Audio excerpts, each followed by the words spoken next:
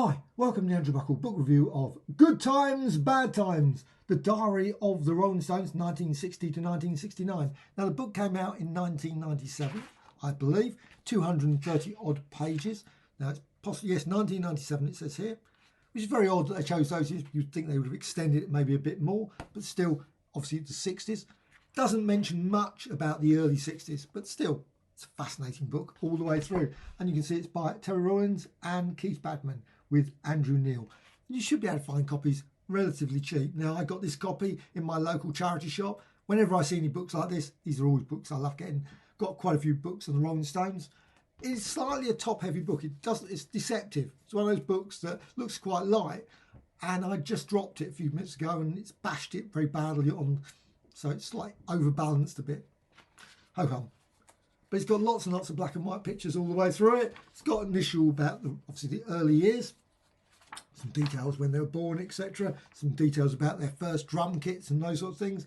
And then it goes like 1960s, but it's really 1962. Jumps forward very rapidly. Not much, a little bit of detail, but actually I'm surprised because there must be a lot of information about 1961, 60, and yet weirdly, it's not included here. Just go straight to 62 when they first gigs.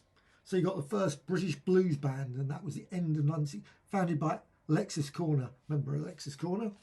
And you got loads and loads of mentions of all the various songs they did. Bad Boy, Ride 'em on Down, of course, Muddy Waters and those sort of people. We've also got other ones, and it's really brilliant in terms of detail about all the gigs. Not every gig gets a full mention. You got here like this one, Friday, October the 5th, the Rolling Stones gigged at Woodstock Hotel. No detail. I guess no one wrote any details down about that. I don't know where this information came from in terms of maybe someone wrote down or there was a list or something was kept. Anyway, whoever put in the diary all of it. Whenever I went and saw bands, I mean, if someone turned around and said, well, when I went and saw the Stones, they said, what was all the music? Couldn't tell you. They did obviously Satisfaction, etc. But I would not be able to say all the other songs they did. They did obviously most of the famous ones, Honky Tonk, I'm certain. But I can't say I remember every bit. And the same with lots of other gigs. I've seen loads of gigs. And they'll say Iron Maiden. And someone say, well what did they sing? No idea. No idea. I never even kept the tickets. Maybe that's what people did. Maybe they kept the tickets. Maybe they kept a list of all the songs that were sung at the time. But it's got lots and lots of things like it. Also, it's got this bit. It's got the new release, obviously, there. Come On, obviously, their first one, the Rolling Stones, F11675. Apparently, Decca Records.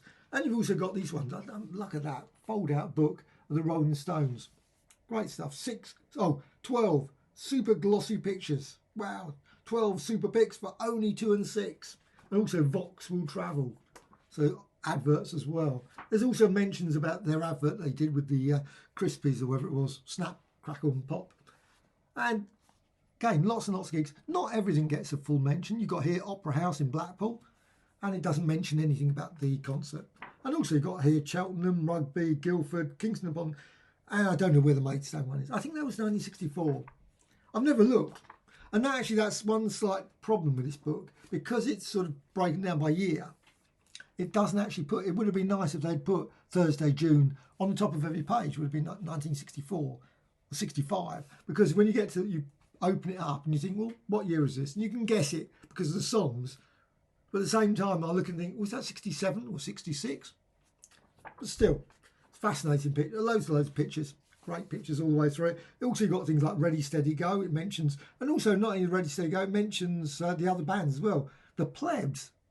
Must admit, can't remember them. Paul Williams, the Zephyrs, Marvin Gaye, Patrick Kerr, Kenny Lynch, Jerry Lee Lewis. Wow, backed by the Plebs apparently, and so on and so on. So lots and lots of great information about Ready. Now I've got a lovely book about the Ready Steady Go with all the various things. I imagine that information is there as well. But you've got here loads of other ones like the Kinks. Here one down to Brisbane when they went to Australia, America, and so on and so on. And all these sort of things. Rolling Stones, obviously in France, one assumes on that one. No idea about that. Half an hour from. Also, you've got some of these. Look at that one, 5x5. Rolling Stones, obviously the EP. Don't know, obviously Bill Wyman eating a burger there or something. Special LP release, Out of Our Heads. I love that album. Aftermath. Aftermath was my favourite. I must admit, all the records, Aftermath is top for me. It's always been my favourite. I imagine other people like other ones. Beggar's Banquet, maybe. That's quite a good album as well. Each New Stones is greater than the last one. This is the greatest. Aftermath. Weirdly to mention it. Now, of course, it's got all the recording sessions as well, so it's quite fascinating how they recorded certain times, what they did. Because, of course, they didn't do it all in one go. Sometimes they did, probably, but most of the time it was all over different periods. And it's just fascinating. You've got to hear about Chris Farlow, lots more pictures, and lots more examples. Obviously, there was the I don't know what, coming out of Courtfield Road in Kensington, apparently.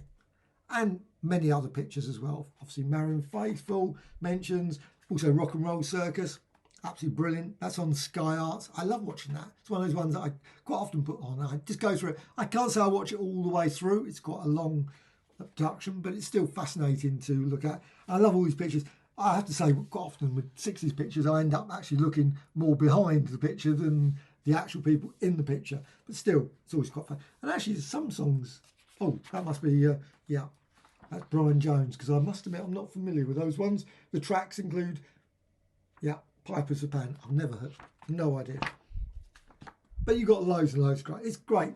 I really love this book. The Daily Sketch, reported the Daily Sketch. That shows it, because that's a long time ago. Doesn't exist anymore. I can't say I've read Daily Sketch or even got a copy of the Daily Sketch.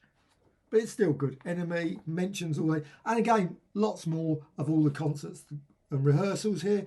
Carol, Sympathy of the Devil, Midnight Rambler, and so on. Just lots and lots of detail. Really goes into detail, but sometimes very short, sometimes quite lengthy detail about all the various things. Also even things like Stu playing piano on Carol and Little Queenie. And this also gives lots of details about the grossed $230,000 with the group taking, etc., etc. Quite fascinating. Lots and lots of holiday pictures as well. Oh, this is a bit weird. It's got, so you've got all the way through the book, all the way through to 69. So you get all the way through there. And then, of course, got Brian Jones, a little bit of the back about Brian Jones, some various photos, and then stone by stone. So you go, obviously, a bit about their characters. Now, all these sort of books, there's no way that every single possible thing, of course, it's a snapshot. I mean, there's obviously things that happened, people going off to a bar or going off to a nightclub or something. Not everything is mentioned. Not everything's recorded. And maybe sometimes I was sceptical sometimes, was that actually, you know, who remembers all these sort of things? But I guess it's all around, I suppose. But it's still, and it's also got other detail at the back about from their minders as well, which is quite fascinating because it gives a bit more sort of like behind the scenes, which is always quite interesting. And also it's got some lovely bits at the back showing various, now these look like the sheets, music sheets. They're music sheets, these ones. That's one page of those. And also, of course, got the, I love the posters. It'd be nice to get a book of all 60, I don't know if there exists, poster of 60s, things like that, you know, like 500 pages of all these posters. Because Simon Scott and Leroy's, can't say I know anything about them. Don Spencer, oh, compare. Mike Berry, I remember Mike Berry?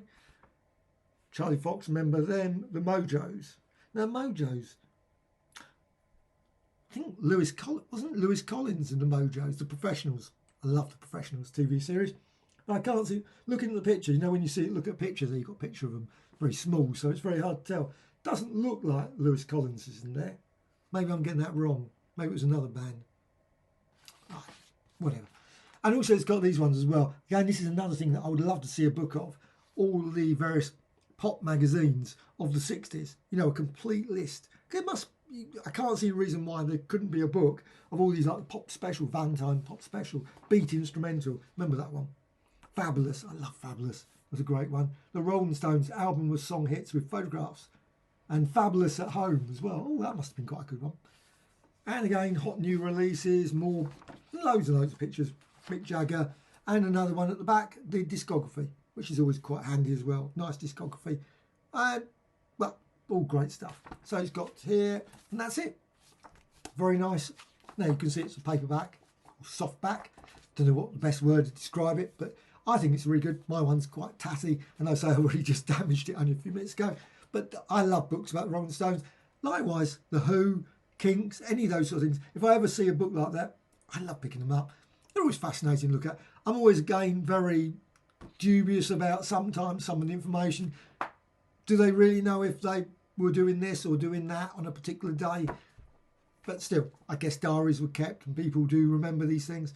Even if I must admit, I haven't got a diary at all. So I have no idea. If anyone turned around and said, well, what did you do back in XYZ? No idea. But still, I guess they're obviously followed by everyone, and there's so many people writing up details about them that you're going to get this complete long list of information that probably most people would not be able to bring out a big book about their lives. But still, I find it absolutely fascinating, even if it is obviously brief synopsis of the times. But it's still ready, steady, go, Top of the Pops and all those sort of things. And of course, that's a book I got recently as well. Top of the Pops. I love that book. Just full of long listings of Top of the Pops. Anyway, that's me. I love books about music as well as comic books stuff and loads of other ones. But certainly music is my, and I'm not going to say one true love, because that sounds like a song coming on there. Good Times, Bad Times. Really brilliant, brilliant book. The Definitive Diary of the Rolling Stones, 1960 to 1969.